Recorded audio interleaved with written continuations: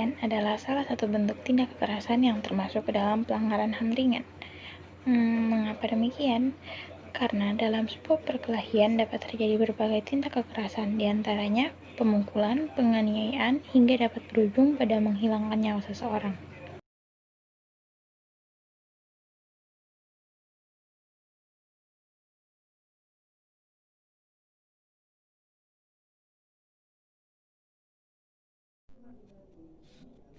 Perkelahian sering terjadi di Maluku. Penyebab perkelahian tersebut yaitu adanya sifat iri, permasalahan pribadi, provokasi, dan juga perbedaan pendapat. Dapat kita lihat salah satu contoh perkelahian yang terjadi di Maluku di tahun 2019, di mana terjadi permasalahan antara dua supir angkot kuda mati yang menyebabkan banyak orang berkelahi.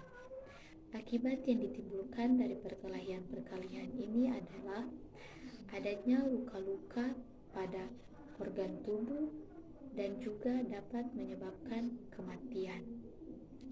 Perkelahian ini juga dapat mengganggu ketentraman masyarakat. Dikarenakan dengan adanya perkelahian ini, masyarakat pun jadi terprovokasi.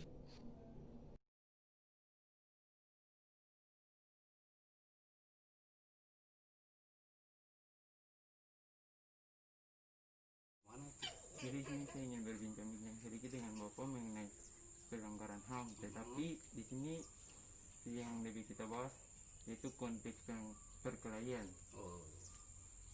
Menurut Bapak kan perkelahian ini sering terjadi di Maluku. Menurut Bapak apakah pelanggaran tersebut sudah masuk dalam kategori pelanggaran HAM atau tidak? Oke, begitu. Oke, mengawali pembicaraan ini, kalau kita mau mengetahui bahwa HAM itu adalah hak asasi, adalah hak dasar yang dimiliki oleh manusia sejak dia dilahirkan. Itu berarti dia punya hak untuk melakukan apa saja dalam dunia. Tidak boleh ada intervensi. Oke, boleh ada intervensi, tapi jangan ada penekanan orang lain yang mengganggu dia punya hak asasi. Nah, itu seperti itu. Lalu kalau berkaitan dengan perkelahian yang selalu terjadi, baik itu individu dengan individu dengan kelompok dengan kelompok, itu sering terjadi. Itu merupakan makanan hari-hari untuk orang Maluku dari dulu kala, karena itu karakter orang Maluku seperti itu. Lalu kalau kita kaitkan dengan pelanggaran hak asasi manusia, yang jelas jadi pelanggaran hak asasi karena masing-masing orang sudah menekan kebebasan orang lain. Itu seperti itu. Jadi menurut saya seperti itu berkaitan dengan pelanggaran hak asasi. Seseorang dia menekan kehidupan orang lain, itu berarti dia sudah melanggar hak asasi manusia. Oh iya Pak. Jadi sebelum jadi apa yang tadi Pak bilang mengenai karakter orang Maluku itu apa? Kalau karakter orang Maluku seperti itu, berarti setiap saat orang Maluku akan membuat pelanggaran tersebut. Lalu menurut Bapak? Ya, sifatnya relatif. Namanya orang Maluku tuh orangnya dari luar, orangnya memang kasar, tapi di hatinya baik. Tergantung dia melakukan pendekatan dengan orang-orang tertentu. Tidak selamanya orang Maluku tuh melakukan kegiatan kekerasan. Ketika orang bilang siapa jual kembali, kan seperti itu. Nah, itu orang prinsip hidup seperti itu. Jadi orang sifatnya diam, tapi ketika ada yang mengganggu berarti refleks dia akan muncul. Nah, tanpa memikirkan bahwa efek sampingnya nanti pada akhirnya lari ke hak asasi manusia. Ketika dia melakukan kejahatan, ya terkadang kan ada yang perkelahian biasa dia menjurus ke perkelahian, pada akhirnya menggunakan alat dan pada akhirnya menimbulkan kematian. Nah, menimbulkan kematian itu yang pada akhirnya mengambil nyawa orang lain kan dilarang sebetulnya. Tuhan punya hak untuk mengambil nyawa orang lain, sementara manusia itu dia punya hak. Itu berarti dia sudah melanggar hak asasi manusia yang mengambil yang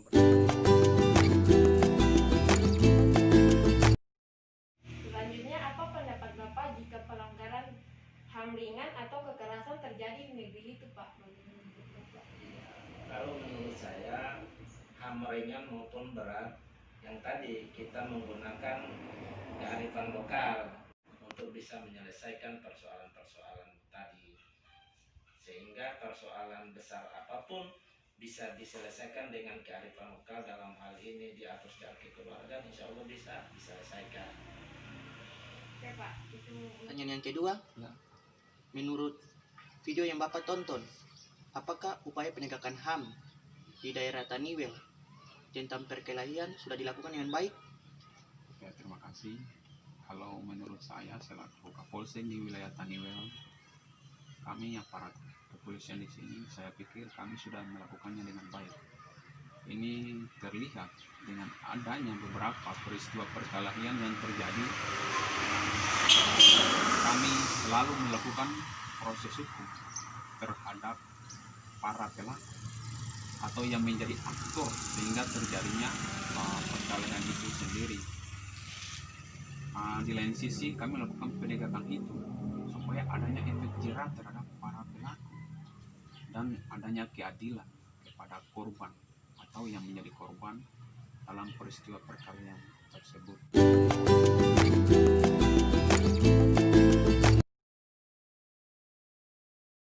Bagaimana penerapan HAM yang ada di Maluku, terkhususnya di daerah kita ini, di daerah Pasar? Apakah menurut Bapak penerapannya itu sudah baik atau belum, Pak? Kalau penerapan tentang HAM di Kota Amur ini sudah cukup bagus lah, terutama di daerah Pasar, karena pemerintah kebijakannya terhadap masyarakat itu sudah cukup bagus. Jadi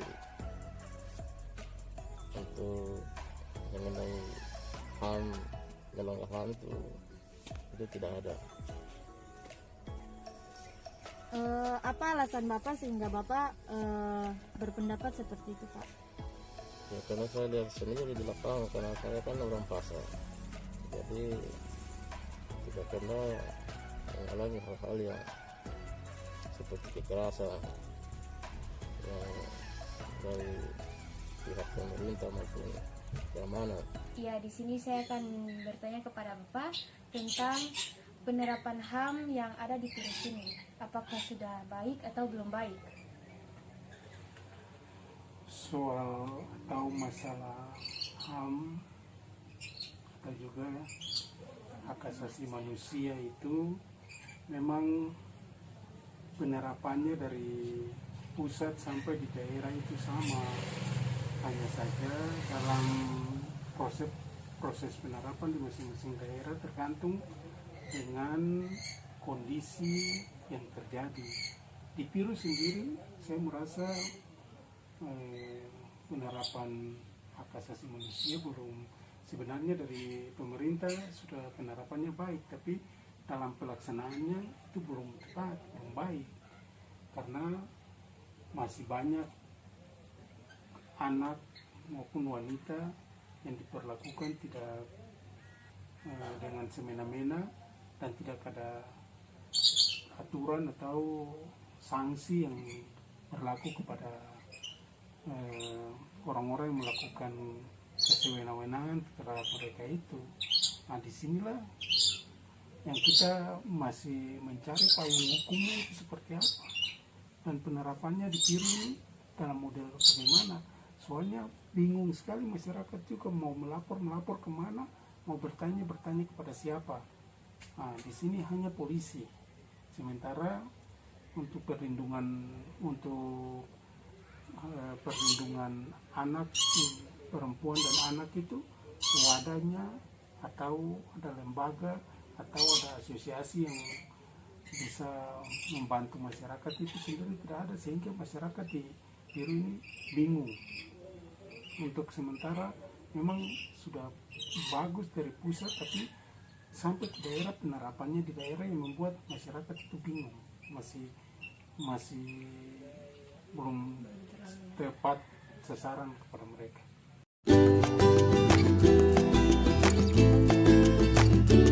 Cara agar pelanggaran ini tidak terjadi bagaimana? Ya, ini kalau mau bilang seperti itu kembalikan ke masing-masing orang tentang kesadaran dia untuk bagaimana pendekatan humanis, pendekatan kemanusiaan kepada orang yang bersangkutan dari sisi agama yang dianut masing-masing. Yaitu ketika dia dekat dengan Tuhan, berarti dia harus memahami bahwa Tuhan, manusia adalah ciptaan Tuhan yang serupa dan segambar dengan Allah. Berarti ketika dia melakukan kegiatan mengambil nyawa orang lain atau memukul orang lain, itu berarti secara langsung dia sudah menyakiti hati Allah. Ya kan, karena manusia kalau orang pendekatan iman Kristiani, manusia diciptakan serupa dan segambar dengan Allah. Itu berarti ketika dia mengganggu orang lain, itu berarti dia secara langsung dia mengganggu Allah. Nah, seperti itu. Pertanyaan yang ketiga, ya, bagaimana cara untuk mengatasi pelanggaran HAM tersebut, khususnya dalam hal perkelahian? Ya, jadi kalau terkait dengan cara mengatasi pelanggaran HAM terkait dengan perkelahian, itu di sini saya menjelaskan ada dua cara yang kami aparat kepolisian melakukan. Yang pertama yaitu kami melakukan sosialisasi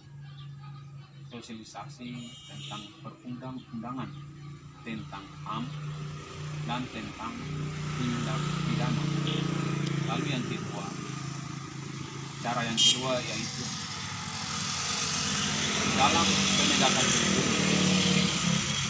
penegakan hukum terkait dengan peristiwa terjadinya perkelahian antar kampung itu dilakukan secara adil dan transparan, sehingga yang menjadi korban merasa puas dan yang menjadi pelaku itu menjadi efek jerah, sehingga perbuatan terkait dengan perkelahian itu tidak terulang kembali.